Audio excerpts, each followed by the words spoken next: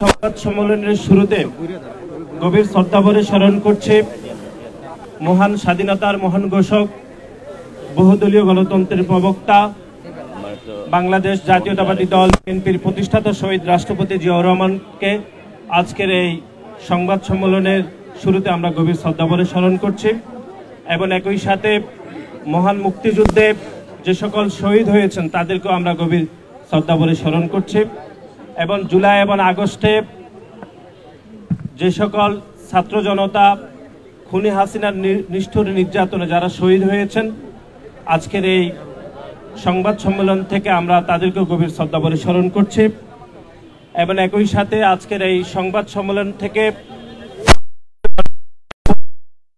BNP chairperson দেশনেত্রী বেগম খালেদা জিয়া, যিনি সংসদীয় রাজনীতিতে ভোটাধিকার প্রতিষ্ঠার মাধ্যমে বাংলাদেশে একটি ইতিবাচক রাজনীতি পরিচালনা করেছেন এবং যিনি বাংলাদেশের কোনো গণতান্ত্রিক নির্বাচনে কোনোদিন পরাজিত হননি, আমরা গভীর শ্রদ্ধাভরে স্মরণ করছি এবং ওনার দীর্ঘায়ু হায়াত কামনা করছি এবং আমাদের দলের ভারপ্রাপ্ত চেয়ারম্যান, আমাদের ছাত্র দলের সাংগঠনিক অভিভাবক জনাব তারেক রহমানকে সসম্মানে দেশে ফিরে আনার যে আন্দোলন বাংলাদেশ জাতীয়তাবাদী ছাত্র দল অবিরামভাবে করছে, সেটি আমরা পুনর্ব্যক্ত করছি।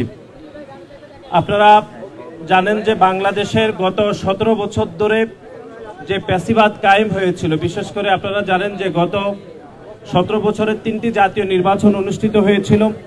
2014 সালের একটি বিনা ভোটের নির্বাচন, 2018 সালের একটি নিষিদ্ধাজ্ঞের নির্বাচন এবং 2024 সালের একটি আমির নির্বাচনে বাংলাদেশের তরুণদেরকে তাদের মতামত প্রতিষ্ঠার ক্ষেত্রে তাদেরকে বাধাগ্রস্ত করা হয়েছে। তারই ধারাবাহিকতায় আপনারা দেখেছেন 2019 সালে ঢাকা বিশ্ববিদ্যালয়ে একটি বিতর্কিত, একটি কলঙ্কিত ডাকসু খুনি হাসিনার রেজিমে আমরা দেখেছি। সুতরাং পরিবর্তিত পরিস্থিতিতে বাংলাদেশ জাতীয়তাবাদী ছাত্র দল বাংলাদেশের সাধারণ শিক্ষার্থীদের অধিকার আদায়ের জন্য আমরা যেরকম নিরলসভাবে কাজ করছি এবং একই সাথে বাংলাদেশের গণতান্ত্রিক ব্যবস্থাকে শক্তিশালী করা, মানুষের জন্য ভোটাধিকার প্রতিষ্ঠা করার জন্য এবং মানবাধিকার প্রতিষ্ঠায় বাংলাদেশ জাতীয়তাবাদী ছাত্র দলের দীর্ঘ 5 দশকের পথচলাকে আমরা আরও অনেক বেশি দীর্ঘায়িত করতে চাই এবং সাধারণ শিক্ষার্থীদেরকে সাথে রেখে আমরা ঐক্যবদ্ধভাবে এগিয়ে যেতে চাই।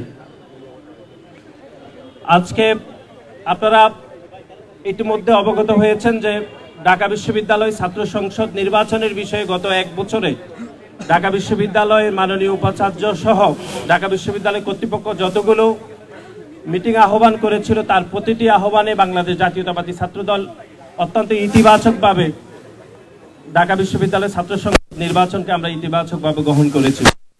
আমরা এখনো দায়িত্বহীনভাবে যেটি বলতে চাই যে 2024 সালের জুলাই এবং আগস্টে যে খুনি সংগঠন, যে সংগঠন ইতিমধ্যে সন্ত্রাসবিরোধী আইনে নিষিদ্ধ হয়েছে, সেই সন্ত্রাসীরা এখনো ঢাকা বিশ্ববিদ্যালয়ের বিভিন্ন হলে তারা অবস্থান করছে। আমরা আজকের এই সংবাদ সম্মেলন থেকে ঢাকা বিশ্ববিদ্যালয় কর্তৃপক্ষের নিকট আবারও আমাদের দাবি পেশ করছি যেন সেই সকল খুনিদেরকে বিচারের আওতায় এনে এবং বিশ্ববিদ্যালয়ের পক্ষ থেকে যে বিচার প্রক্রিয়া করার যেটুকু পদক্ষেপ, সেইটুকু পদক্ষেপ যেন জরুরি ভিত্তিতে নেওয়া হয়। এবং একই সাথে আপনারা জানেন যে ঢাকা বিশ্ববিদ্যালয়ে আগস্টের 4 তারিখেও খুনি হাসিনার পক্ষে প্যাসিবাদের শিক্ষকরা মিছিল মিটিং করেছে, তাদের একজনকেও ঢাকা বিশ্ববিদ্যালয়ে এখনো বিচার প্রক্রিয়া আনতে পারেনি, এটি দুঃখজনকভাবে। আমরা সে সকল দোষর শিক্ষকদেরকেও বিচার দাবি করছি। সুতরাং এই যে খুনি সংগঠন ছাত্রলীগের বিচার প্রক্রিয়াকে এখনো ত্বরান্বিত না করেও তারপরে আওয়ামী লীগ দোষর শিক্ষকদের বিচার প্রক্রিয়াকে এগিয়ে না নেওয়ার পরেও যে ডাকসু চলমান রয়েছে, সেই ডাকসুকে আমরা ইতিবাচকভাবে দেখে আমরা প্রতিটি পদক্ষেপকে আমরা স্বাগতম জানিয়ে বাংলাদেশ জাতীয়তাবাদী ছাত্র দল এই ডাকসুতে ঢাকা বিশ্ববিদ্যালয়ের শিক্ষার্থীদের অধিকারের জন্য আমরা নিয়মিতভাবে নিবিড়ভাবে কাজ করছি। আজকের এই সংবাদ সম্মেলনে একটু পরেই বাংলাদেশ জাতীয়তাবাদী ছাত্র দলের সভাপতি জনাব রাকিবুল ইসলাম রাকিব 2025 সালের যে ডাকসু ঢাকা বিশ্ববিদ্যালয় কেন্দ্রীয় ছাত্র সংসদ যে প্যানেল আমাদের পক্ষ থেকে যে ঘোষণা করা হবে সেটি লিখিতভাবে পাঠ করবেন। আমি লিখিত বক্তব্য পাঠ করার জন্য বিনীত অনুরোধ করছি বাংলাদেশ জাতীয়তাবাদী ছাত্র দল কেন্দ্রীয় সংসদের বিপ্লবী সভাপতি জনাব রাকিবুল ইসলাম রাকিবকে।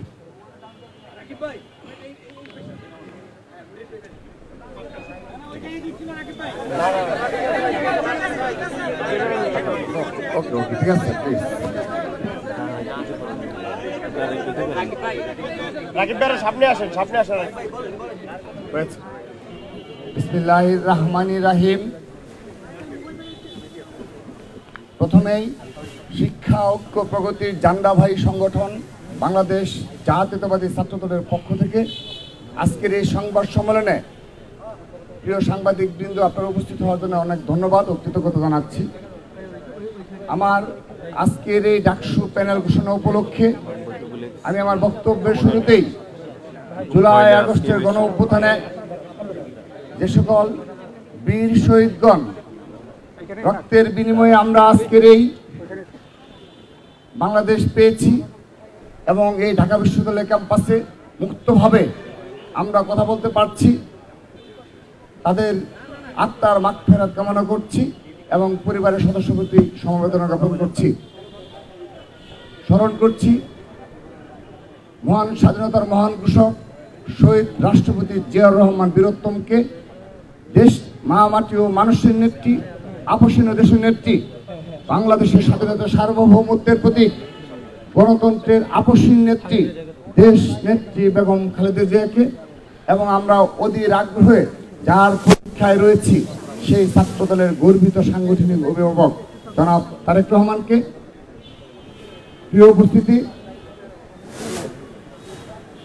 আমরা একটি প্রতিকূল পরিস্থিতিতেও প্রতিকূল পরিবেশেও আমরা ছাত্রদল সেই সূচনা লগ্নেই ডাকসুতে অংশগ্রহণ করার সিদ্ধান্ত গ্রহণ করেছে। সেজন্যে যতগুলো মিটিং সম্পন্ন হয়েছে সবগুলো মিটিংয়ে ছাত্রদল অংশগ্রহণ করেছে এবং বিশ্ববিদ্যালয় প্রশাসন যখনই আমাদেরকে ডেকেছে আমরা স্বতঃস্ফূর্তভাবে আমাদের মতামত প্রকাশ করেছি। তার এই ধারাবাহিকতায় আমরা আজকের এই ডাকসু প্যানেল ঘোষণা করছি। আমরা ছাত্র সমাজের প্রত্যাশা অনুযায়ী আমরা তুলনামূলক জুনিয়র এবং ছাত্র সমাজের পরিচিত মুখ এবং জনপ্রিয় নেতৃত্বকে বাছাই করেছি এবং আমি আপনাদের সামনে একটি বিষয় স্পষ্ট করছি, এটি শুধুমাত্র ছাত্রদল কেন্দ্রীয় সংসদ এবং ঢাকা বিশ্ববিদ্যালয়ের ছাত্রদল গণতান্ত্রিক প্রক্রিয়ায় আমরা এই প্যানেল নির্বাচিত করেছি। এখানে আর কারো কোনো হস্তক্ষেপ নেই।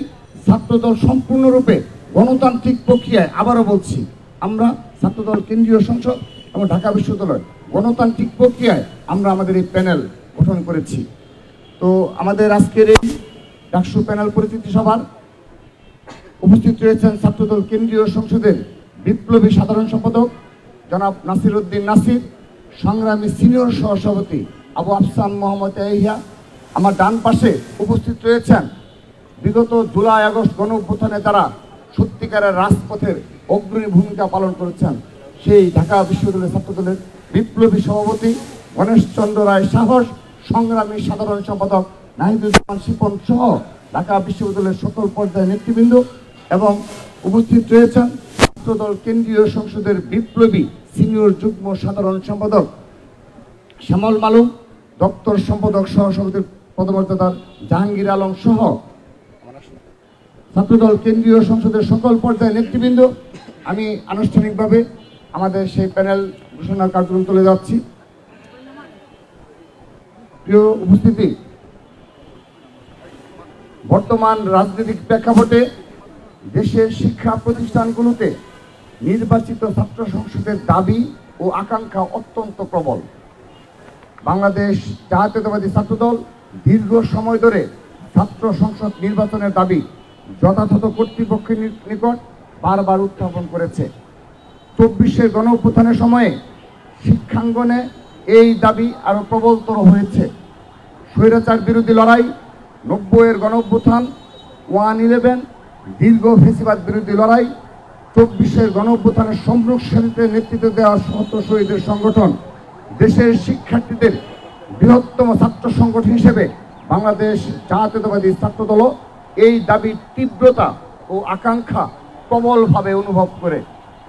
এই সামগ্রিক প্রেক্ষাপটে আগামী 9 সেপ্টেম্বর 2025 তারিখে ঢাকা বিশ্ববিদ্যালয়ের ছাত্র সংসদ নির্বাচন অনুষ্ঠিত হতে যাচ্ছে।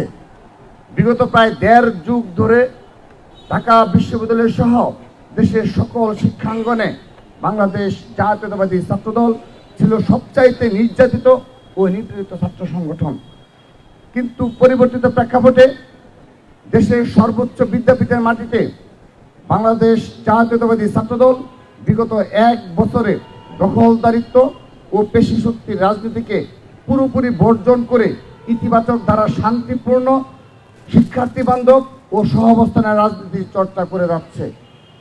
আসন্ন বহুল প্রত্যাশিত ডাকসু নির্বাচনে গণতন্ত্র, বহুমত ও মতাদর্শের পারস্পরিক সহাবস্থান, মত প্রকাশের স্বাধীনতা, মানসম্মত উচ্চশিক্ষা, হলগুলোতে মানসম্মত আবাসন ও খাবার, শিক্ষার্থী বান্ধব ছাত্র রাজনীতি, উন্নত সাংস্কৃতিক ও বুদ্ধিবৃত্তিক চর্চা, বৈচিত্র্যময় ও নিরাপদ ক্যাম্পাস বিনির্মাণের লক্ষ্যে দেশের বৃহত্তম ছাত্র সংগঠন বাংলাদেশ জাতীয়তাবাদী ছাত্রদল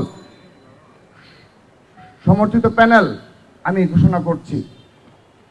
আমরা প্রথমেই ডাকসুর সহসভাপতি হিসাবে ছাত্রদল মোহাম্মদ আবিদুল ইসলাম খানকে মনোনীত করেছে।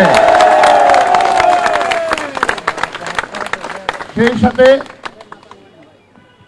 ঢাকা বিশ্ববিদ্যালয় কেন্দ্রীয় ছাত্র সংসদ প্যানেলে ছাত্রদল সমর্থিত ডাকসুর জিএস সাধারণ সম্পাদক হিসাবে শেখ তানভীর বাড়ি হামিদকে সহকারী সাধারণ সম্পাদক এজিএস পদে তানভীর আল হাদি মায়েরকে মনোনীত করেছে।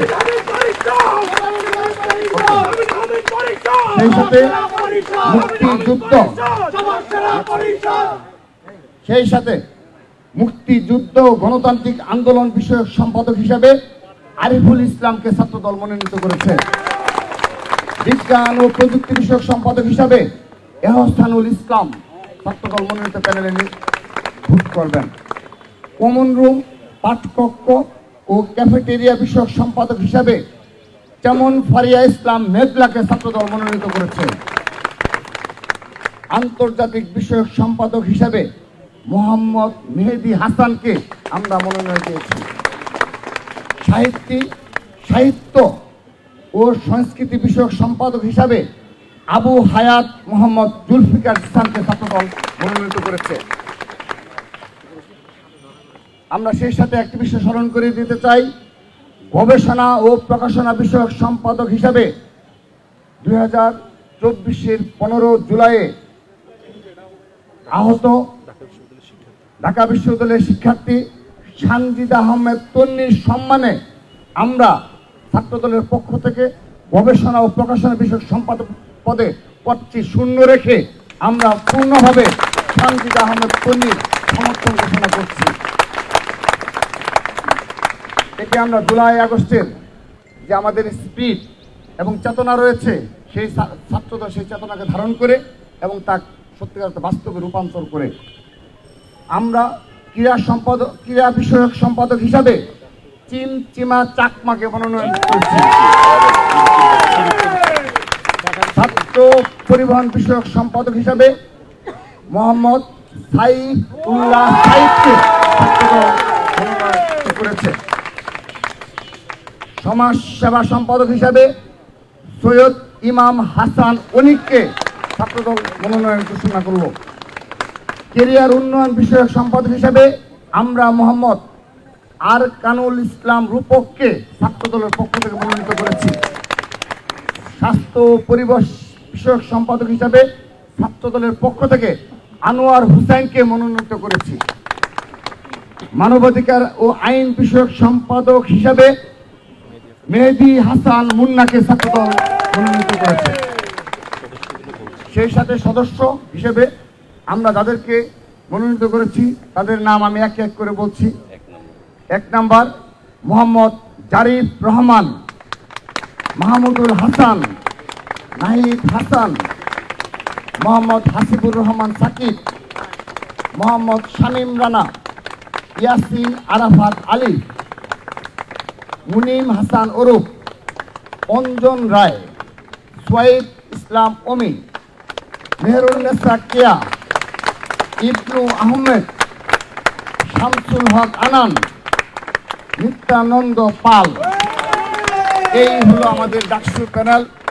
সেই সাথে আনুষ্ঠানিকভাবে এই ডাকসু প্যানেল আমরা বিশ্বাস করি ঢাকা বিশ্ববিদ্যালয়ের সচেতন, সাহসী, মেধাবী, বিচক্ষণ শিক্ষার্থীরা তাদের ভোটাধিকার প্রয়োগের মাধ্যমে ঢাকা বিশ্ববিদ্যালয়ে বাংলাদেশকে নেতৃত্ব দেয় তা প্রমাণের আবারও সুযোগ এসেছে। আমরা বিশ্বাস করি আমরা ছাত্রদল আজকে যে প্যানেল ঘোষণা করলাম সেটি ছাত্র সমাজের প্রত্যাশার প্রতিফলন। আমরা ছাত্র সমাজের মাঝে সবচেয়ে জনপ্রিয়, ছাত্র সমাজের অধিকার বাস্তবায়নে যারা দীর্ঘদিন সাধারণ শিক্ষার্থীদের পাশে থেকে কাজ করেছে তাদেরকেই আমরা আমাদের এই প্যানেলে মনোনীত করেছি। সবাইকে ধন্যবাদ জানাচ্ছি।